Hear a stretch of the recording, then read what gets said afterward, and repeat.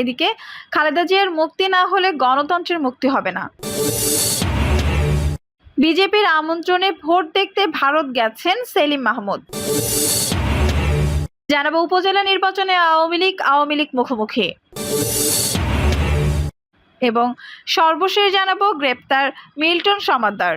মানব পাচার, অবৈধভাবে মরদেহ দাফন সবকিছু বিবেচনায় নেবে ডিবি। দর্শক শুনছিলেন সংবাদ শিরোনাম, এখন বিস্তারিত। খালেদা জিয়ার মুক্তি না হলে গণতন্ত্রের মুক্তি হবে না।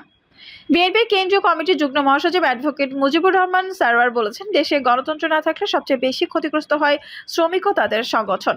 গণতন্ত্র নেই বলে শ্রমিকদের টাকা আজ লুটপাট হচ্ছে। তাই শ্রমিক সংগঠন সহ সকল পেশাজীবী সংগঠনদের ঐক্যবদ্ধ আন্দোলনের মাধ্যমে গণতন্ত্র ফিরিয়ে আনতে হবে, যার মধ্য দিয়ে শ্রমিকদের মুক্তি মিলবে। তিনি বলেন, বিএনপির প্রতিষ্ঠাতা শহীদ রাষ্ট্রপতি জিয়াউর রহমান সবসময় দেশের মানুষের মঙ্গলের জন্য কাজ করে গেছেন। আজকের এই সরকার গণতান্ত্রিক সরকার নয় বলেই দেশে নিত্য প্রয়োজনীয় দ্রব্যমূল্য নিয়ন্ত্রণহীন হয়ে পড়েছে এবং সরকার তা নিয়ন্ত্রণে কিছুই করতে পারছে না। আজ ষড়যন্ত্র করে খালেদা জিয়াকে আটকে রাখা হয়েছে। বিএনপি ভারপ্রাপ্ত চেয়ারম্যান তারেক রহমানকে দেশে আসতে দেওয়া হচ্ছে না। তিনি আরো বলেন, খালেদা জিয়ার মুক্তি না হলে এ দেশের গণতন্ত্রের মুক্তি হবে না। তাই খালেদা জিয়ার মুক্তি দেশের গণতন্ত্রের মুক্তি। বিজেপির আমন্ত্রণে ভোট দেখতে ভারত গেছেন সেলিম মাহমুদ। জাতীয় নির্বাচনের সার্বিক প্রস্তুতি ও প্রচারণা দেখতে বাংলাদেশ থেকে আওয়ামী লীগকে আমন্ত্রণ জানিয়েছে ভারতীয় জনতা পার্টি বিজেপি। বিএনপির আমন্ত্রণে সাড়া দিয়ে আওয়ামী লীগের পক্ষ থেকে প্রতিনিধি হিসেবে ভারত গেছেন দলের তথ্য ও গবেষণা সম্পাদক সংসদ সদস্য ডক্টর সেলিম মাহমুদ। জানা যায়, ভারতের বিভিন্ন প্রদেশে 7টি ধাপে জাতীয় নির্বাচন অনুষ্ঠিত হচ্ছে।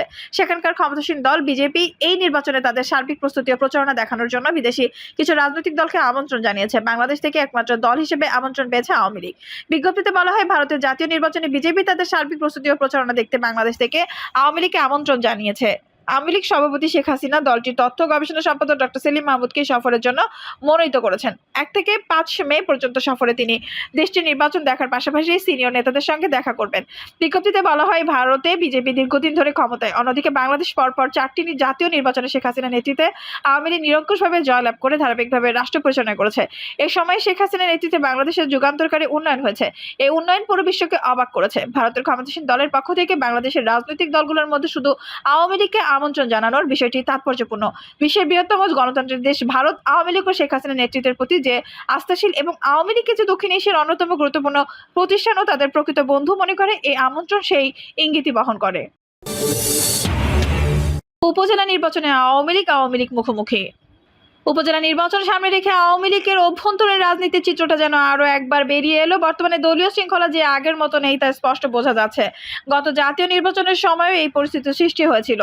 গুরুত্বের দিক থেকে জাতীয় সংসদ নির্বাচনের পরে উপজেলা নির্বাচনকে ধরা হয়ে থাকে। এই কথা বিবেচনা করে সরকারের মন্ত্রী ও এমপিদের দলের সভাপতির কড়া নির্দেশ উপেক্ষা করে গণহারে তাদের আত্মীয় স্বজনের প্রার্থী হিসেবে নির্বাচনে দাঁড় করিয়ে দিয়েছেন। বিগত নির্বাচনগুলোর অভিজ্ঞতার আলোকে একটা ধারণা চালু হয়েছে, দলের পরিচয়ে নির্বাচন করা মানে নির্বাচনে জয়লাভ করা। গত প্রায় 1 যুগেও বেশি সময় ধরে জাতীয় নির্বাচন সহ অন্যান্য নির্বাচনে সরকার দলীয় প্রার্থীকে বিজয়ী করতে নির্বাচন সংশ্লিষ্ট সরকারি প্রশাসনের বিভাগগুলোর মধ্যে যে প্রতিযোগিতা আমরা দেখে আসছি, সেই অভিজ্ঞতার আলোকে বলা যায়, নেতাকর্মীরা মনে করতেই পারেন দলীয় প্রার্থী হতে পারলেই নির্বাচনে বিজয়ী হওয়া নিশ্চিত। বছরের পর বছর ক্ষমতায় থাকার পর আওয়ামী লীগের সুবিধাভোগী মন্ত্রী, এমপি ও প্রভাবশালী নেতারা এখন রাজনীতিতে তাদের উত্তরাধিকার প্রতিষ্ঠায় ব্যস্ত হয়ে পড়েছেন। এতদিনে উপার্জিত অর্থ ক্ষমতাকে ব্যবহার করে স্ত্রী, সন্তান, ভাই এবং পরিবারের সদস্যদের ক্ষমতার স্বাদ উপভোগ পথ করে দিতে উঠে পড়ে লেগেছেন। ফলে তিলে তিলে গড়ে ওঠা স্থানীয় তৃণমূল নেতাকর্মীরা কোণঠাসা হয়ে পড়েছেন। একেবারে উপজেলা নির্বাচনে যদি মন্ত্রী, এমপিদের পরিবারের সদস্যদের অংশগ্রহণের সুযোগ করে দেওয়া হয়, তাহলে তৃণমূলের নেতাকর্মীরা আবারও পিছিয়ে পড়বে। তাদের দলের ভেতরে অসন্তোষ আরো বৃদ্ধি পাবে। দলের জন্য এটি মোটেও ভালো নয়। দেরি করে হলেও আওয়ামী লীগ উঁচু মহল যে এটা উপলব্ধি করতে পেরেছে, তাই বা মন্দ কিসের। এবারে উপজেলা নির্বাচনে ক্ষমতাসীন দল আগের ধারাবাহিকতা অনুসরণ না করে নির্বাচনকে গ্রহণযোগ্য করার জন্য কিছু পদক্ষেপ গ্রহণ করেছে। দলের নেতাদের সঙ্গে কথা বলে জানা গেছে, তাদের দাবির মুখে এবারের উপজেলা নির্বাচনে দলীয় প্রতীক দেওয়া হয়নি। উদ্দেশ্য হলো সবার অংশগ্রহণ নিশ্চিত করার পাশাপাশি নির্বাচনকে প্রভাবমুক্ত রাখা।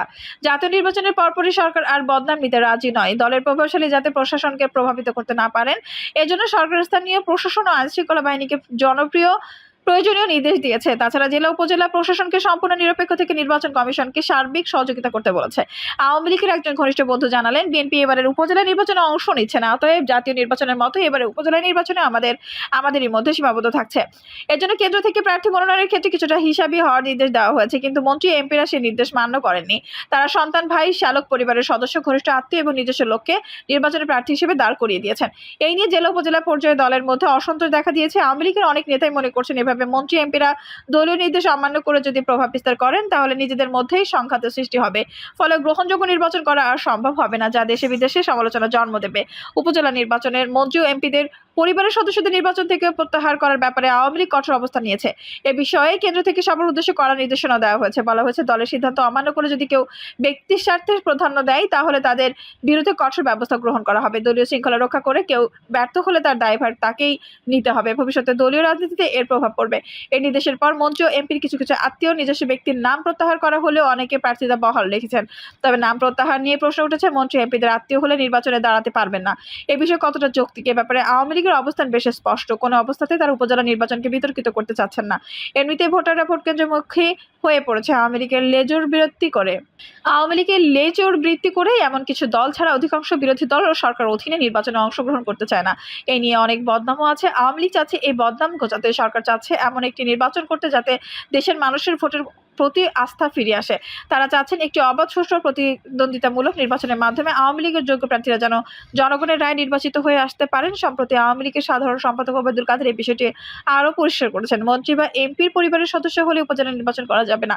এই সিদ্ধান্তটি কতটুকু যুক্তিযুক্ত, এমন প্রশ্নের জবাবে তিনি বলেছেন, আপনি যে কোনো যুক্তি উপস্থাপন করতে পারেন, কিন্তু আপনার যুক্তি জনগণ কি চোখে দেখছে? দেশের ভোটাররা কি চোখে দেখছে? আওয়ামী লীগের সিদ্ধান্ত মানুষ খুশি হয়েছে। দলের তৃণমূলের কর্মীরা তাদের মতো প্রক্রিয়া ব্যক্ত করেছে। একটা দলে আমি এমপি, আমি মন্ত্রী, আবার আমারই ভাই সন্তান যদি সব পদ নিয়ে নেয় তাহলে তৃণমূলের কর্মীরা কি করবে? তাদের উঁচু পদে যাওয়ার কোনো অধিকার নেই।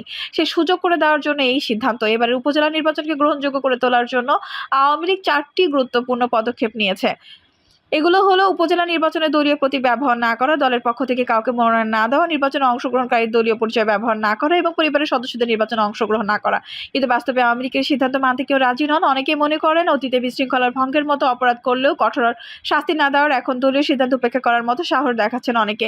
এলাকায় এসব মন্ত্রী এমপিদের প্রভাব বিস্তারের চেষ্টা ও স্থানীয় রাজনীতিতে পরিবারতান্ত্রিক কায়েমের আগ্রাসী মনোভাব দলের ভালো উদ্দেশ্যকে ভুলণ্ঠিত করছে। তাতে শুধু দলীয় শৃঙ্খলা ভঙ্গই হচ্ছে না, কিছু কিছু ব্যক্তির ঔদ্ধত্য প্রকাশ পাচ্ছে। এর লাগাম যদি এখনই টেনে না ধরা হয় তাহলে ভবিষ্যতে দলীয় শৃঙ্খলা নিয়ন্ত্রণে রাখা দুরূহ হয়ে পড়বে।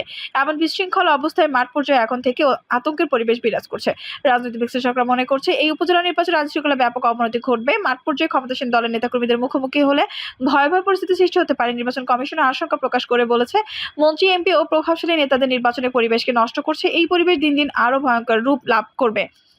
এই পরিস্থিতি আইনশৃঙ্খলা বাহিনীর উপরও চাপ বৃদ্ধি করেছে। তার ইতিমধ্যে অনুরোধ করেছে, নির্বাচনকালীন আইনশৃঙ্খলা রক্ষাকালের উপর মহলের হস্তক্ষেপ বন্ধের যেন ব্যবস্থা করা হয়। তা না হলে আইনশৃঙ্খলা পরিস্থিতি নিয়ন্ত্রণে রাখা সম্ভব হবে না। একটি কথা ভেবে অবাক হই, বাংলাদেশের রাজনীতি পরিবেশ আজ কোথায় গিয়ে দাঁড়িয়েছে। এই কিছুদিন আগেও সুষ্ঠু নির্বাচনের পরিবেশ নষ্ট করার জন্য সরকারের তরফ থেকে বিরোধী দলকেই দায়ী করা হতো, আর এখন সরকারি দলের নেতারা নিজ দলের মন্ত্রী এমপি দ্বারা যাতে নির্বাচনের পরিবেশ নষ্ট না হয় সে আশঙ্কাতেই ভুগছেন। আওয়ামী লীগের নীতি নির্ধারকরা যতই অবাধ সুষ্ঠু নির্বাচন করার আশা পোষণ করুন না কেন, এই পরিস্থিতি যদি এখন থেকে সামাল দিতে না পারেন তাহলে এদেশের জনগণ হয়তো আরো একটি গতানুগতিক বিশৃঙ্খল স্থানীয় সরকার নির্বাচন প্রত্যক্ষ করবে।